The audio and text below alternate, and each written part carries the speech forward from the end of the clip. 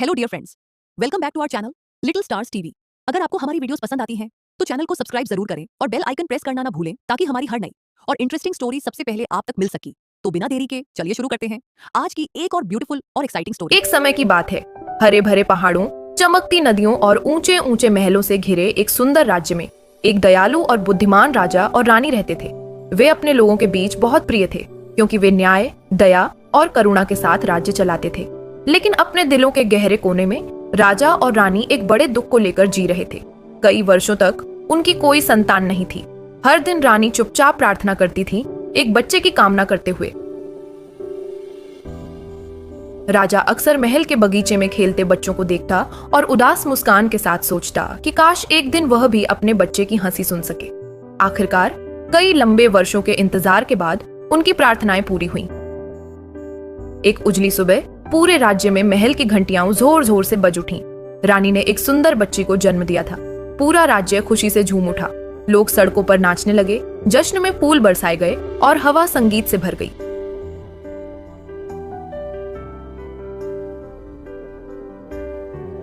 राजा और रानी ने अपनी बेटी का नाम राजकुमारी औरोरा रखा। राजकुमारी औरोरा सबसे सुंदर बच्ची थी, जैसे किसी ने पहले कभी नहीं देखी थी। उसकी त्वचा मुलायम और चमकदार थी, उसके गाल गुलाबी थे और उसकी मुस्कान जिसे भी दिखती खुशी से भर देती। जन्म के क्षण से ही ऐसा लगता था जैसे जादू खुद उसे घेर कर खड़ा हो। अपनी प्रिय बेटी के जन्म का जश्न मनाने के लिए राजा और रानी ने एक भव्य शाही भोज आयोजित करने का निर्णय लिया। उन्होंने सभी रईसों को, पड़ोसी राज्यों के राजा रानियों को और सबसे महत्वपूर्ण राज्य की अच्छी परियों को आमंत्रित किया। ये परियां दयालु, शक्तिशाली और बुद्धिमान थीं। वे राज्य की रक्षा करती थीं और अपने जादू का उपयोग केवल अच्छे कामों के लिए करती थीं। लेकिन अपनी खुशी और उत्साह में राजा और रानी से एक बहुत बड़ी भूल हो गई। वे एक परी को आमंत्रित करना भूल गए। उस परी का नाम था मेलिफिसेंट। मेलिफिसेंट बाकी परियों जैसी नहीं थी। वह अंधेरी, घमंडी और गुस्से से भरी हुई थी। बहुत पहले उसने काले जादू का रास्ता चुन लिया था। लोग उससे डरते थे और कई लोग पहाड़ों के बीच छुपे उसके महल से दूर ही रहते थे। उत्सव का दिन आ पहुंचा। महल का बड़ा सभागार सुनहरी रोशनी से चमक रहा था। लंबी मेजें स्वादिष्ट भोजन से भरी हुई थीं और मेहमान हंसते बात करते हुए धीमे संगीत का आनंद ले रहे थे। नन्ही राजकुमारी अपने सुनहरे पालने में शांति से सो रही थी। एक एक करके अच्छी परियां आगे बढ़ीं और राजकुमारी औरोरा को अपना आशीर्वाद देने लगीं। पहली परी ने अपनी जादुई छड़ी उठाई और कहा, मैं इस बच्चे को अंदर और बाहर दोनों से महान सुंदरता का आशीर्वाद देती हूँ। दूसरी परी मुस्कुराई और बोली, मैं इसे एक दयालु और प्यार करने वाला दिल देती हूँ।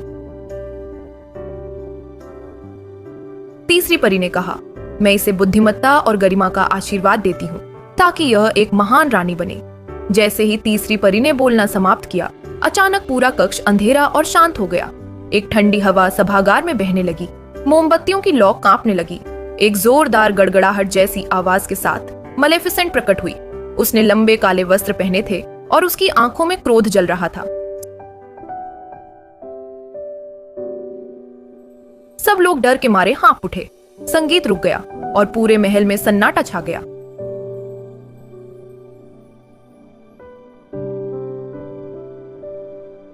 राजा साहस के साथ खड़े हुए, लेकिन उनका चेहरा पीला पड़ गया था।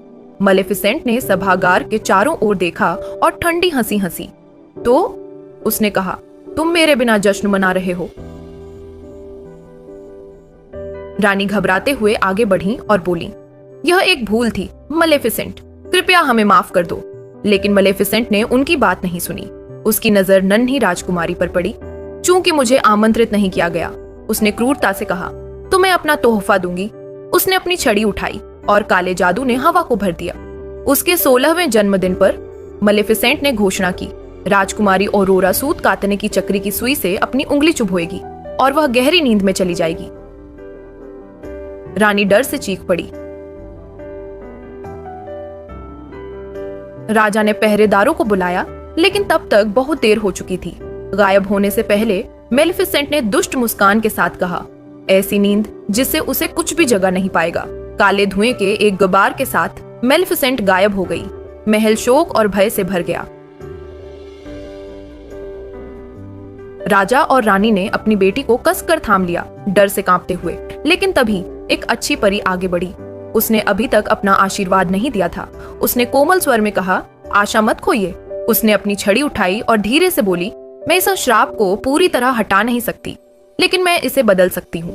परी ने आगे कहा, राजकुमारी ऑरोरा मरेगी नहीं, इसके बजाय वह गहरी नींद में चली जाएगी और सच्चे प्रेम का चुंबन उसे जगा देगा। राजा और रानी के दिलों में फिर से आशा जगी, लेकिन डर अब भी बाकी था। अपनी बेटी की रक्षा करने के लिए राजा ने एक कठोर निर्णय लिया। उसने आदेश दिया कि पूरे राज्य में सभी कथई चरखे नष्ट कर दिए जाएं। हर सुई जला दी गई, तोड़ दी गई और बंद कर दी गई। राज्य में कहीं भी कतई चरखा रखने की अनुमति नहीं थी।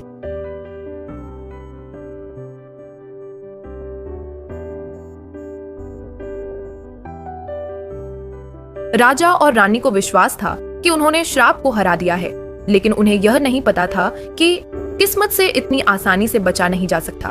राजकुमारी ऑरोरा बड़ी होती रही, अपने भाग्य से अनजान, और बहुत दूर अपने अंधेरे महल में मेलिफिसेंट सब कुछ देख रही थी और धैर्य से इंतजार कर रही थी। साल बीत गए और छोटी राजकुमारी एक सुंदर, दयालु और कोमल युवा लड़की में बदल गई। उसके बाल धूप में सोने जैसे चमकते थे और उसकी मुस्कान सबसे अंधेरे कमरे को भी रोशन कर सकती थी। राज्य के सभी लोग उसे प्यार करते थे क्योंकि वह विनम्र, सहायक और हमेशा दयालु बोलती थी। राजा और रानी अपनी बेटी को बढ़ते हुए देखकर गर्व महसूस करते थे, लेकिन उनके दिल के अंदर हमेशा चिंता रहती थी। उन्होंने कभी भी उस भयानक शाप को नहीं भूला जो दुष्ट परी ने दिया था।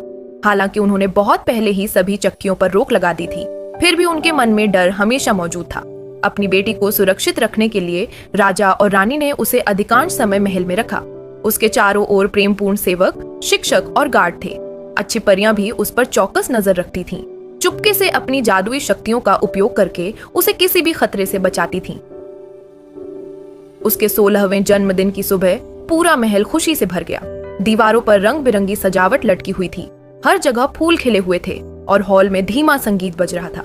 सेवक स्वादिष्ट भोजन तैयार करने में व्यस्त थे और सभी राजकुमारी के विशेष दिन को मनाने के लिए उत्साहित थे।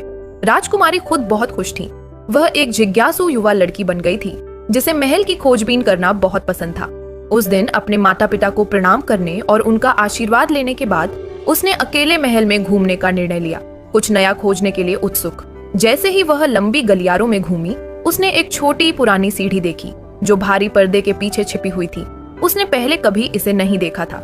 जिज्ञासा से भरी उसने धीरे धीरे सीढ़ियां चढ़नी शुरू की, यह अनजाने में कि वह अपनी तकदीर के और करीब बढ़ रही थी। सीढ़ियों के ऊपर उसने एक छोटा सा कमरा देखा जो नरम धूप से भरा हुआ था। कमरे के अंदर एक बुजुर्ग महिला बैठी थी, चक्की पर धागा काट रही थी। राजकुमारी ने ऐसा कभी नहीं देखा था क्योंकि राज्य में चक्कियों पर रोक थी। बुजुर्ग महिला ने धीरे से मुस्कुराया और अपना काम जारी रखा, निर्दोष दिखने का नाटक करते हुए। राजकुमारी मासूम और जिज्ञासु पास गई और प्रेम पूर्वक पूछा कि यह अजीब वस्तु क्या है। जैसे ही उसने चक्की को छुआ, शाप अचानक सच हो गया। तेज सुई ने उसकी उंगली को चुभा लिया। राजकुमारी चक्कर महसूस करने लगी। उसकी दृष्टि धुंधली हो गई और मदद मांगने से पहले ही वह जमीन पर गिर गई। वह गहरी जादुई नींद में चली गई, जैसा कि दुष्ट परी ने भविष्यवाणी की थी।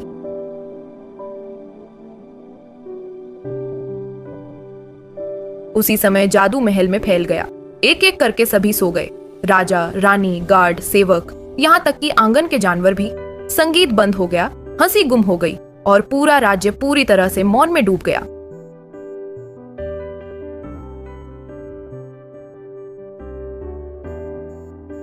अच्छी परियां जल्दी पहुंच गईं और उन्होंने समझा कि क्या हुआ था।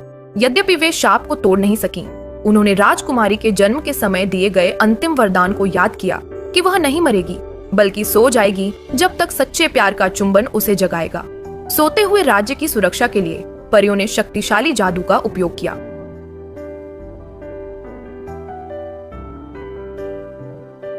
महल के चारों ओर कांटेदार बेलों का घना जंगल उग आया, जिसने इसे दुनिया से छिपा दिया। केवल कोई बहादुर और शुद्ध हृदय वाला व्यक्ति ही इसके माध्यम से कभी गुजर सकता था। महल के अंदर राजकुमारी अपने बिस्तर पर शांति से पड़ी थी, बिल्कुल सुंदर लग रही थी, जैसे कि वह केवल सपने देख रही हो। समय स्थिर हो गया। दिन सालों में बदल गए और साल दशकों में। सोती हुई राजकुमारी की कहानी एक किंवदंती बन गई। यात्री उस समय में खोए हुए राज्य के बारे में बात करते जो कांटों के पीछे छिपा था, किसी चमत्कार की प्रतीक्षा में। और कहीं बहुत दूर नियति पहले से ही उस व्यक्ति को तैयार कर रही थी जो सब कुछ बदलने वाला था। जब युवा राजकुमार सोती हुई राजकुमारी के सामने खड़ा हुआ, उसका हृदय दुख से भारी महसूस हुआ। औरोरा इतनी शांत लग रही थी जैसे वह केवल लंबे दिन के बाद आराम कर रही हो। उसके सुनहरे बाल धीरे धीरे चमक रहे थे और उसका चेहरा कोमल रोशनी से दमक रहा था। राजकुमार ने गहरा संबंध महसूस किया, जैसे नियति ने उसे यहाँ मार्गदर्शन किया हो। धीरे और सम्मान पूर्वक राजकुमार आगे झुका और औरोरा के माथे पर कोमल चुंबन दिया, जो शुद्ध प्यार और दयालुता से भरा था। उसी क्षण एक चमत्कार हुआ। दुष्ट परी मेलेफिसेंट द्वारा डाला गया शक्तिशाली जादू अंततः टूट गया। अंधेरा जादू हवा में धुएं की तरह गायब हो गया। औरोरा की उंगलियां हल्की हल्की हिली, उसकी आंखें धीरे धीरे खुलीं और उसने एक नरम सांस ली। स्लीपिंग ब्यूटी जाग गई। औरोरा भ्रमित होकर चारों ओर देखने लगी। लंबी नींद उसके लिए एक अजीब सपना जैसी लगी। उसने राजकुमार को उसके बगल में खड़ा देखा, राहत और खुशी से मुस्कुराते हुए। आप कौन हैं? औरोरा ने धीरे से पूछा। राजकुमार ने शिष्टता से झुककर कहा, मैं राजकुमार फिलिप हूँ। मैं उस दिन से तुम्हें खोज रहा हूँ जब मैंने तुम्हें जंगल में देखा था। औरोरा मुस्कुराई। उसका हृदय उसे तुरंत पहचान गया। परियां कमरे में दौड़ी आईं, खुशी में ताली बजाते हुए। फ्लोरा, फोना और मैरी वेदर ने औरोरा को कसकर गले लगाया। उनकी आंखों में खुशी के आंसू थे। उसी समय पूरा राज्य जागने लगा। संपूर्ण महल और गांव में लोग धीरे धीरे अपनी आंखें खोलने लगे। राजा और रानी अपने शाही कक्ष में जाग गए, भ्रमित लेकिन सुरक्षित। राजा के रक्षक, रसोइये, नौकर और गांव वाले सब जीवित हो गए, जैसे समय बिल्कुल भी बीता ही नहीं। गुलाब फिर से खिलने लगे, पक्षी गाने लगे और सूरज की रोशनी पूरे राज्य में फैल गई। काले बादल गायब हो गए और खुशियां राज्य में लौट आईं। राजा स्टीफन और रानी लिया जल्दी से औरोरा के पास आए और उसे पास से पकड़ लिया। अपनी बेटी को जीवित और सुरक्षित देखकर वे खुशी से अभिभूत हो गए। हमारी प्रिय औरोरा, रानी ने रोते हुए कहा, तुम आखिरकार घर लौट आई हो। राजा ने मुस्कुराते हुए कहा, लेकिन मेलेफिसेंट अभी भी खत्म नहीं हुई थी। अपनी शाप की विफलता से क्रोधित वह काले जादू के तूफान में प्रकट हुई। उसने राजमहल के चारों ओर आग उगाई और राजकुमार को रोकने और अपनी शक्ति वापस लेने की कोशिश की। मेलेफिसेंट ने खुद को एक विशाल भयानक ड्रैगन में बदल लिया, आग उगलती हुई और डर फैलाती हुई। राजकुमार फिलिप साहस पूर्वक उसके सामने खड़ा हुआ। 3 परियों की मदद से उसने एक जादुई तलवार और ढाल प्राप्त की, जो प्रकाश और भलाई से बनी थी। लड़ाई भयंकर थी। आग ने जमीन को जला दिया और ड्रैगन जोर जोर से गरजा, लेकिन राजकुमार ने हार नहीं मानी। साहस, प्रेम और सत्य से मार्गदर्शित होकर उसने अपनी पूरी ताकत से जादुई तलवार फेंकी। तलवार ने मेलेफिसेंट को मारा और उसका काला जादू टूट गया।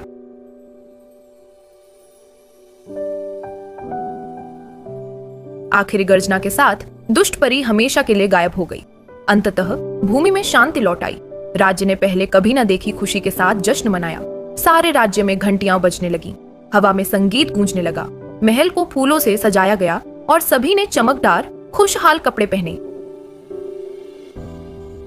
राजा स्टीफन ने एक भव्य शाही उत्सव की घोषणा की, जिसमें राजकुमारी औरोरा और राजकुमार फिलिप का सम्मान किया गया। औरोरा और फिलिप ने बड़े हॉल में एक साथ नृत्य किया, मुस्कुराते और हंसते हुए।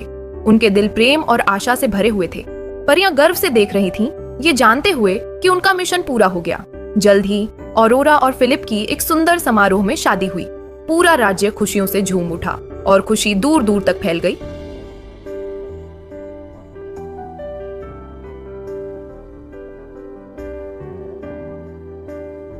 राजकुमारी औरोरा एक समझदार और दयालु रानी बन गई, जिन्हें सभी प्यार करते थे।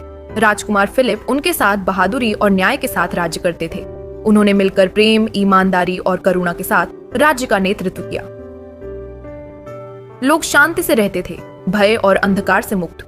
गाने गाए जाते थे उस राजकुमारी के बारे में जो 100 साल तक सोई रही और सच्चे प्यार और साहस की वजह से जागी। और इस तरह स्लीपिंग ब्यूटी की कहानी हमें यह याद दिलाती है, प्यार बुराई से मजबूत है, दयालुता हमेशा जीतती है, सच्चा साहस दिल से आता है और वे सभी हमेशा खुशहाल रहे। धन्यवाद कहानी देखने के लिए। अगर आपको यह वीडियो पसंद आया हो तो कृपया लाइक करें, शेयर करें और हमारे चैनल को सब्सक्राइब करें।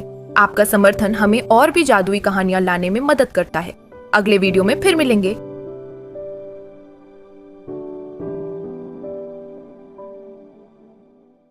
दोस्तों, अगर आपको ये स्टोरी पसंद आई हो तो वीडियो को लाइक करें, शेयर करें और चैनल को सब्सक्राइब जरूर करें। आपका एक सब्सक्राइब हमें और अच्छी स्टोरीज बनाने की मोटिवेशन देता है। मिलते हैं बहुत जल्दी एक और नई और इंटरेस्टिंग कहानी के साथ। तब तक के लिए अपना ख्याल रखिए, मुस्कुराते रहिए। जय श्री कृष्णा।